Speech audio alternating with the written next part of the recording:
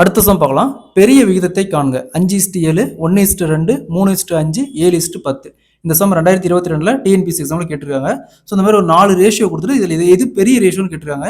So இந்த model some கேட்டாங்களா, இங்கே 5:7 இருக்குது, அதை 5/7 எழுதலாம். அதேமாதிரி 1:2 1/2 ரைட் பண்ணலாம். 3:5 3/5 ரைட் பண்ணலாம். 7:10 7/10 ரைட் பண்ணலாம். ஸோ நெக்ஸ்ட் இந்த டினாமினேட்டர் இருக்கிற வேல்யூலாம் எல்சிஎம் எடுக்கலாம்.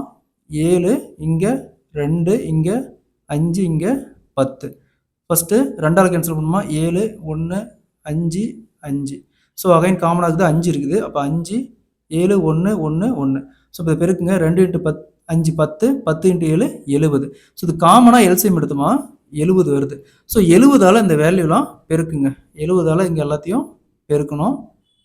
ஸோ இங்கே 70 7ஆல் கேன்சல் பண்ணால் 10. அடுத்தது இங்கே 70 2ஆல் கேன்சல் பண்ணால் 35.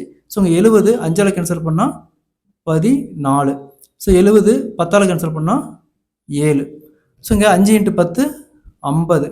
இங்கே 35. ஸோ இங்கே 3 × 14 42. 7 × 7 49.